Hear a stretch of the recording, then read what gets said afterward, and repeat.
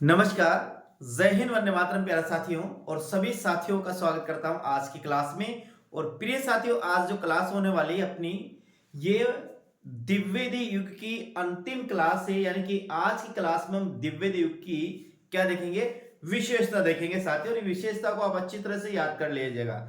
यदि ये विशेषता आपको याद होती है साथियों, समझ लीजिएगा कि यदि इसमें से 3 प्रश्न आते हैं साथियों, तो एक प्रश्न विशेषताओं से संबंधित आता है। तो देखिएगा, यहां पर अपन बात करते हैं इसकी साथियों, विशेषताओं की बात करेंगे। दिव्य द्वीप की प्रमुख प्रमुख विशेषता कौन कौन सी है।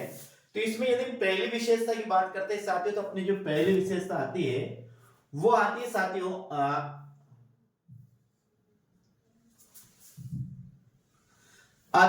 इतिवृत्तात्मकता। कौन सी विशेषता आती है? पहली विशेषता अपना आती है, वो आती है इतिवृत्तात्मकता। इतिवृत्तात्मकता मतलब होता है कुछ कहानी या आख्या का या किसी वस्तु का बहुत ज्यादा वर्णन करना, जिसमें बौद्धिकता और आदर्शवाद का बड़ा चढ़ाकर समावेश करना, उसे ही इतिवृत्तात्मकता कहा जाता है साथियों। तो पहली विशेषता आती है, ध्यान रखना, जिस प्रकार से भारतेंद्र युग की प्रमुख विशेषता थी, क्या विशेषता थी? समस्या पूर्ति। क्या थी साथियों? ध्यान रखना, समस्या पूर्ति इस युग की प्रमुख विशेषता है। किसकी? भारतेंदु युग की साथियों।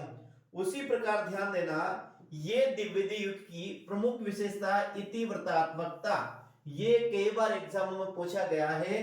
तो इतिवृत्तात्मकता किस युग की विशेषता है? तो मेरे साथियों ध्यान रखना, इतिवृत्तात्मकता है, ये द्विवेदी युग की विशेषता है साथियों। आगे हम बात करते हैं प्रबंधात्मकता। यानी कि इस युग में जो कविता, जो काव्य लिखा गया है, वो अधिकतर साथियों प्रबंध रूप में लिखा गया है, इसलिए इस विशेषता बनती है इसकी दूसरी, प्रबंधात्मकता। फिर है अतीत का गौरव। अतीत यानी भूतकाल का, अतीत का गौरव ही इसमें प्रमुख रूप से है साथियों।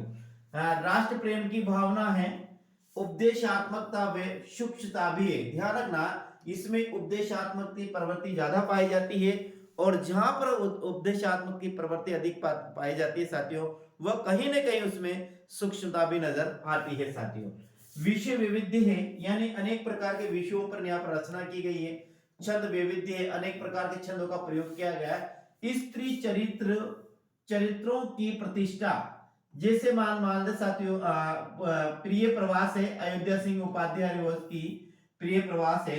इसकी बात में बात करते हैं साथियों, मैथिली शरण गुप्त की बात करते हैं, तो मैथिली शरण गुप्त ने भी बहुत बढ़िया साकेत लिखा है साथियों। इसके बाद बात करते हैं विष्णु प्रिया लिखी है, यशोधरा लिखी है साथियों। तो यहाँ पर सभी जो स्त्री पात्र है, उनको प्रतिष्ठा दी गई है। यानी कि आज तक जिनको पौराणिक पुराणों में, साहित्य में, या फिर साथियों इतिहास में जिन स्त्री चरित्र, स्त्रियों को स्थान नहीं मिला था, उनको द्विवेदी युग में आकर हिंदी साहित्य के कवियों ने उनको स्थान दिया है साथियों। ध्यान रखना, स्त्री चरित्रों की प्रतिष्ठा है, खड़ी बोली की प्रधानता है। क्या है? खड़ी बोली की प्रधानता है। पहला युग है साथियों जिसमें खड़ी बोली की प्रधानता है, क्योंकि भारतेंदु जो युग था, उसमें खड़ी बोली के साथ साथ ब्रज भाषा का प्रयोग भी किया जा रहा था। क्योंकि साथियों जो गद्य की भाषा है, किसकी भाषा? गद्य की भाषा है, वो तो क्या है? खड़ी बोली थी। लेकिन पद्य की भाषा वो क्या थी? ब्रज भाषा। किसमें? भारतेंदु युग में। और द्विवेदी युग में गद्य और पद्य दोनों की जो भाषा है साथियों, वो कौन सी थी? वो खड़ी बोली थी साथियों।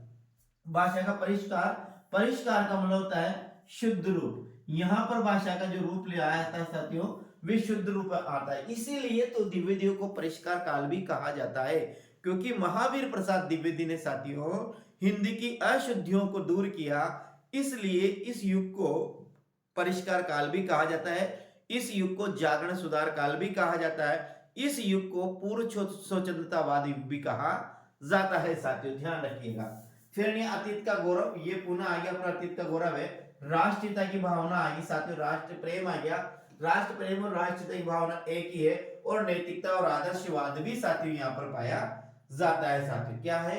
नैतिकता और आदर्शवाद भी प्रमुख रूप से पाया गया है। किसमें? द्विवेदी युग में साथियों। तो ये विशेषता आप लोगों को ध्यान में रखनी है। अतीत का इतिवृत्तात्मकता, अतीत का गौरव, उपदेशात्मकता व शिक्षिता, छंद वैविध्य, खड़ी बोली की प्रधानता, अतीत का गौरव, नैतिकता व आदर्शवाद, प्रबंधात्मकता, राष्ट्र प्रेम की भावना, विषय वैविध्य, स्त्री चरित्रों की प्रतिष्ठा, भाषा का परिष्कार और राष्ट्रीय भावना। ये प्रमुख इसमें 11, 12 और 13 विशेषता मिलती है। इन सभी को अच्छी तरह से याद करना है साथियों। और कल हम पढ़ेंगे साथियों, ध्यान रखिएगा, छायावाद। अपना आधुनिक काल में भारत युग खत्म होता है और द्विवेदी युग भी खत्म होता है। अब जो अपना चलेगा साथियों कल से, वो चलेगा छायावाद। तो बिल्कुल तैयार हो जाएगा। छायावाद को हम अच्छी तरह से पढ़ेंगे ताकि छायावाद में भी साथियों कोई भी प्रश्न अपना किसी प्रकार से गलत नहीं जाए साथियों। तो उम्मीद करता हूं साथियों कि ये विशेषता आपको याद करनी है अच्छी तरह से। आपके पास कोई नोटबुक में नहीं है साथियों इनमें से कोई विशेषता, तो लिख लीजिएगा और इनको अच्छी तरह से याद कर लीजिएगा साथियों, ताकि एग्जाम में यदि संबंधित कोई प्रश्न आए तो वो अपना गलत नहीं जाए साथियों। तो जाते जाते चैनल को सब्सक्राइब नहीं किया, सब्सक्राइब जरूर करिएगा साथियों, और साथ साथ बेल आइकन दबाकर ऑल फॉर प्रेस करना है ताकि हर क्लास आपके पास पहुंच सके साथियों। तो जय हिंद, वंदे मातरम प्रिय साथियों। कल फिर मिलते हैं अगले क्लास में। राम राम, जय हिंद साथियों।